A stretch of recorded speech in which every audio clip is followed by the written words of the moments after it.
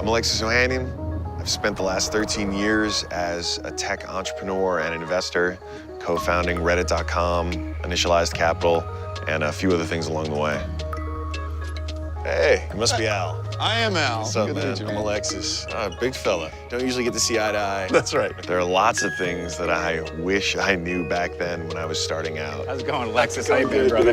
I'm Alexis. Hello. Pleasure to meet you. I'm Alexis. Welcome. Dr. Gentles, Business Schooled is a podcast and a journey across America, and also a chance for me to learn from the playbooks of the boomer generation, who are the original entrepreneurs that many of us millennial founders have been adopting and adapting the playbook from this whole time.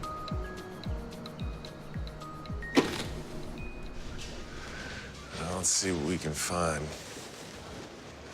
Sheet music. How about that? They don't put these on iPads now?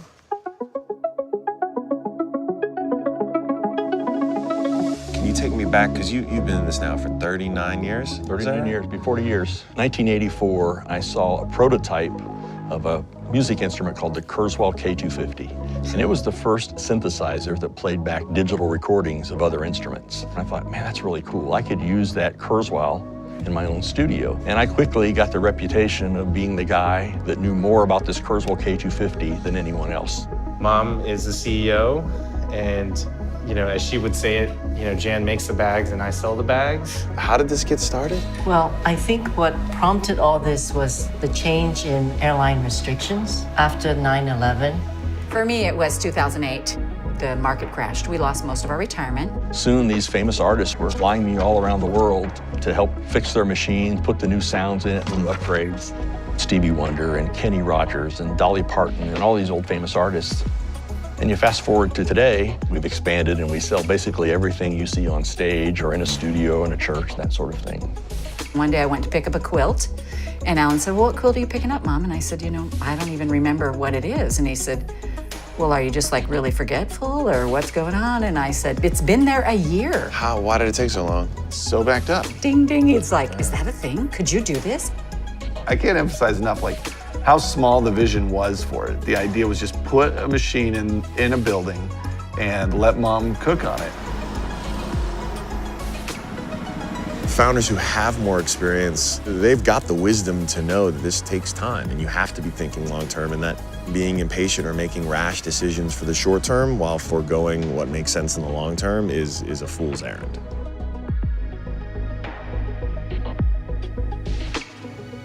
We didn't know we were really going to make the bag. We didn't know, that could be a reality. It's just that step by step, things worked. So we moved to the next step, and then the next step.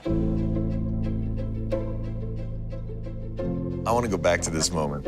How big was the lab in the first location? Ooh, the lab space was maybe, 100 square feet, maybe.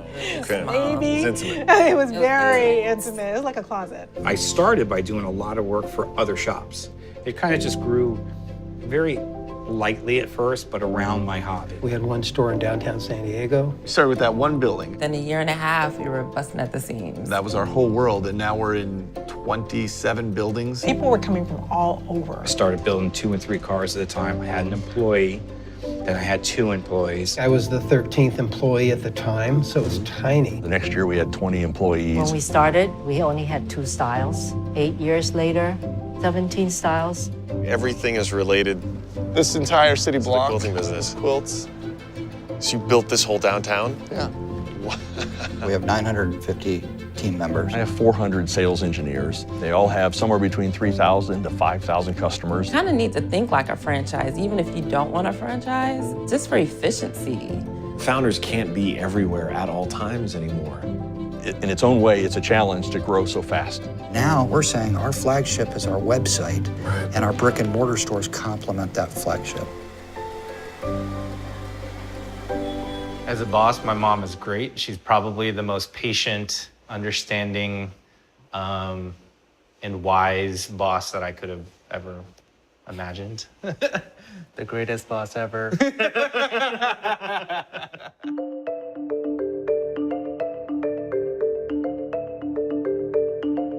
For me, the best part is we have 450 employees. And our county has been one of the poorest counties in Missouri, and now people have jobs. They have jobs where they get insurance. They have jobs where they don't start at minimum wage. We've become the economic engine for our community. We've become an economic engine for our employees. We've brought employees here from all over the country. We view ourselves as Southern California's hometown furniture store. Our branding is like we're America's local quilt shop. What is advice you would give to someone who's, at that point in their life, with a sort of next generation entrepreneur who's listening to this, who's like, I think I can do this? Write down some steps, like, why are you doing this? Who are you doing it for? Assess the need. Don't go into business because you like something. If you're all in and you're willing to go 110%, you've got a chance. If there's no market for it, you're bound to fail, no matter how hard you work. You have to keep being who you are or you're gonna burn out. Not every company is going to be a hyper-growth, venture-backed company. I think that's fine. I think that's actually a good thing. It would be very bad if every business were just oriented towards rapid growth and scaling. But I do think that there will just have to be even more focus on the experience or the quality for these businesses that are not going the venture-backed route. It's been a pleasure, Jack. Thank you so much, man. Thank you for the tour. This has been so awesome.